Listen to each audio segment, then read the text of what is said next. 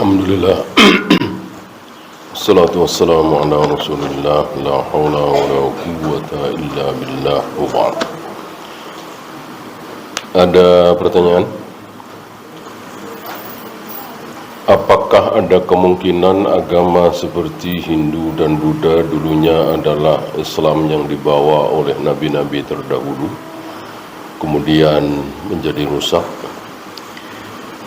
Kita tidak bisa berandai-andai ya, dan hampir-hampir tidak ada tanda ya.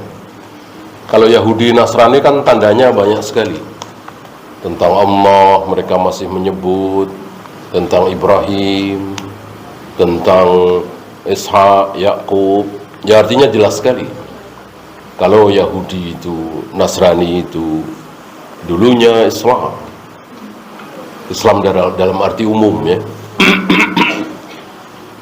Ajarannya hak, betul-betul menyembah Allah dengan syariat Nabi Musa, Nabi Harun, Nabi Yahya, Nabi Zakaria. Kemudian seiring berjalannya waktu terjadi penyimpangan-penyimpangan di sana sini. Terlihat tanda-tandanya. Adapun Buddha, Hindu, Konghucu sepertinya nggak ada tanda-tanda. Ya, nggak ada sisa-sisanya gitu. Insya Allah mereka nggak tahu siapa Ibrahim, siapa Ismail, Ka'bah, tawaf, sa'i, sholat, mereka nggak tahu. Beda dengan Yahudi dan Nasrani, tahu. Karena memang sama kan, gitu. Bahkan beberapa sempalan mereka masih ada yang sholat di Moskow sana kan. Ada beberapa sempalan di dalam Nasara itu yang masih sholat. Adapun Buddha, Hindu, Konghucu sepertinya tidak ada tanda sedikit pun. Mohon jelaskan fitnah yang terjadi di tahun 60 dan apa hubungannya dengan Abu Hurairah. Terbunuhnya Husain ya. Dan masih ada beberapa hal lagi. Abu Hurairah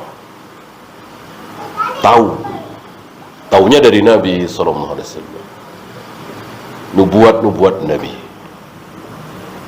Dan apa yang diketahui oleh Abu Hurairah tidak disampaikan kepada siapapun.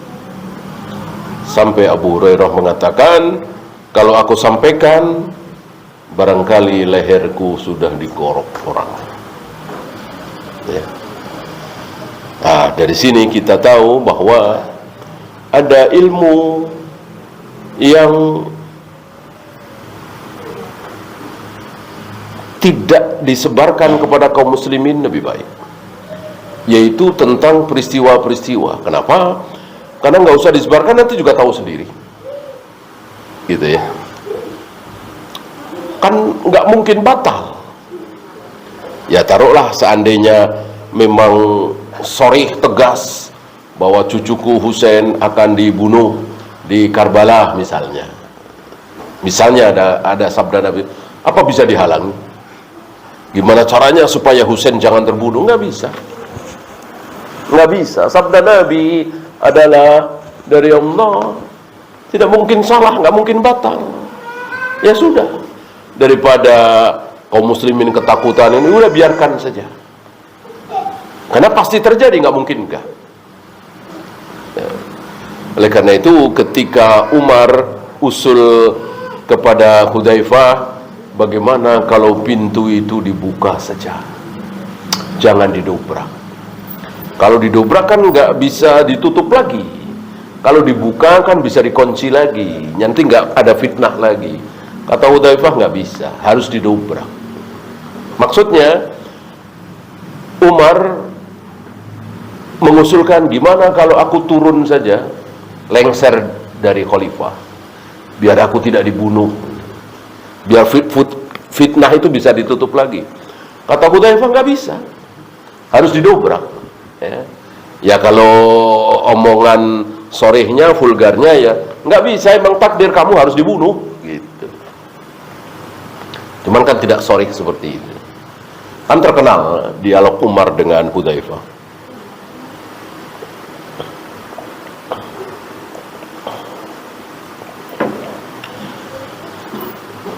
Apakah orang yang jelas-jelas menyembah kubur, kita tahu dengan pasti dia suka sujud di kuburan, menyeru manusia untuk syirik, misal seperti tokoh-tokoh sufi terkenal masih dianggap muslim, ya tinggal satu langkah lagi.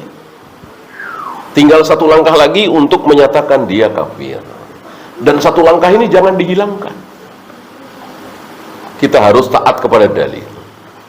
Walaupun secara perasaan, logika, nurani, ya dia sudah keluar dari Islam. Mosok nyembah kuburan, sujud di kuburan, ya tinggal selangkah lagi. Apa selangkah lagi? Iqamatul hujjah. Apakah antum bisa? Saya bisa iqamatul hujjah? Nggak bisa. Yang bisa iqamatul hujjah seperti Khalid bin Abdullah terhadap Ja'ad bin Dirham, itu iqamatul hujjah yang sebenarnya. Ketika Ja'ad bin Dirham tidak mau bertaubat dari kesesatannya, mengatakan Allah tidak bersemayam di atas arsy, Allah tidak menjadikan Ibrahim sebagai khalil, Allah tidak begini, Allah tidak begini, Allah tidak begini, ayat-ayat ditolak, nggak mau tobat, maka dibunuh dan tidak dimandikan, tidak disolati, tidak dikubur di pekuburan kaum muslimin, dan dinyatakan dia sebagai kafir. Jadi kita percuma mengatakan dia kafir, percuma kalau tidak diikuti dengan pembunuhan. Apa bisa kita bunuh dia? Kita bukan siapa-siapa gitu. Kecuali ketika penguasa di negeri kita ini melakukan itu, sepertinya sulit. Ya, belum tergambar oleh kita bagaimana pemimpin di negeri kita iqamatul hujjah seperti Khalid bin Abdullah terhadap Ja'ad bin Dirham. Nah, karena nggak bisa, ya sudah diem. Ya kita perlakukan dia sebagai seorang muslim, belum salam dijawab, ketemu kita salam, sakit kita tengokin, mati kita solati, dan seterusnya. Kan dohirnya masih muslim, belum iqamatul hujjah. Kecuali iqamatul hujjah, yang bapak lakukan adalah syirik, tidak boleh seperti itu, dalilnya begini. Nah, tunggu jawaban dia apa. Kalau iqamatul hujjah kan dia jawab, enggak, biarin saja, saya tetap yakin ini tidak syirik, begini, ya baru ya diikuti dengan pembunuhan, kemudian dinyatakan sebagai seorang kafir. Bagaimana bila dengkul sakit kemudian turun sujud tangan dulu, apakah menyelisih sunnah? Ya jangankan seperti ini ya, yang lebih parah dari ini, taruhlah duduk di antara dua sujud atau atahiyat bersila, nggak masalah ya. Orang-orang sedekap sambil berdiri, dia sedekap sambil duduk di kursi, nggak masalah kalau memang sakit ya. Bahkan sambil telentang nggak masalah. La yukallifullahu nafsan illa wus'aha.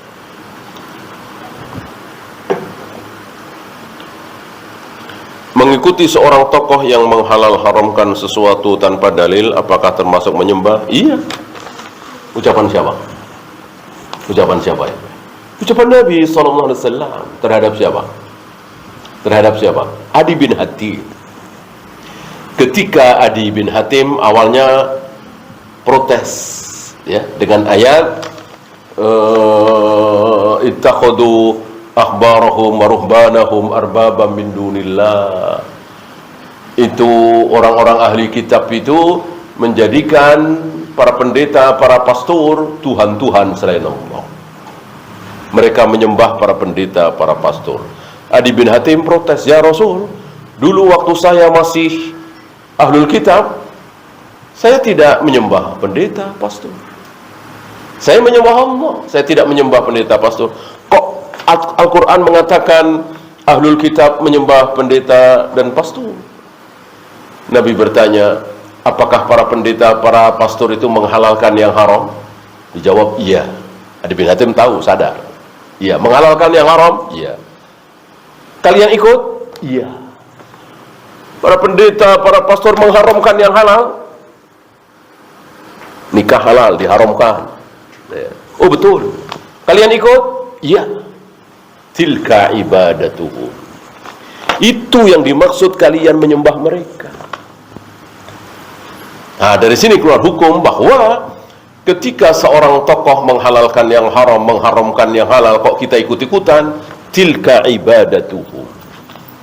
Seolah kita menyembah tokoh itu. Maka hati-hati. Bisa saja kita menyembah ulama. Ya. Maka terus kita kembali kepada dalil. Kembali kepada dalil. Qala Allah, qala Rasul ala fahmi sahabah. Qala Allah, qala Rasul ala fahmi sahabah. Terus ini kita pegang. Jangan sampai kembali kepada Syekh bin Baz, kembali kepada Syekh Utsaimin, kembali kepada Syekh Albani, kembali kepada kibar ulama. Tidak. Kembali kepada Al-Quran dan Sunnah ala fahmi sahabah. Nah, ulama-ulama tidak maksum, bisa benar bisa salah. Jika pengurus masjid membuat agenda pengajian 3 bulanan yang dilaksanakan 3 bulan sekali, apakah termasuk bid'ah? Tidak. Tidak. Ya. Karena Nabi juga pekanan. Gitu. Ini kan sekedar waktu. Ini sekedar waktu. Yang bid'ah ketika dalam sebulan kita harus berdakwah minimal 3 hari, gitu. Mengharuskan, mewajibkan diri kita berdakwah walaupun nggak tahu apa-apa dalam sebulan minimal 3 hari. Ya, jelas ini bid'ah. Kalau mengadakan pengajian yang ngajar tentu yang berilmu. Berilmu kan tidak harus terlalu tinggi, ya kan? Yang lainnya mendengarkan, belajar, enggak masalah. Bagaimana hukum gambar dalam hal melayani percetakan dengan menggambar makhluk bernyawa? Apapun ya, mau tangan, mau alat. Ketika dari alat tersebut, dari tangan tersebut, lalu muncul gambar harimau, gambar kuda, gambar manusia, maka haram. Ya. Nah, kecuali sekedar pantulan, cermin misalnya, kaca misalnya, air misalnya, kan ada pantulan di situ. Atau kalau sekarang video kan ya, pantulan kan tidak ada yang membikin, memang seperti itu. Wallahu a'lam. Habis? Kalau habis kita akhiri. Subhanakallahumma bihamdika asyhadu an la ilaha illa anta astaghfiruka wa atubu ilaik. Assalamualaikum warahmatullahi wabarakatuh.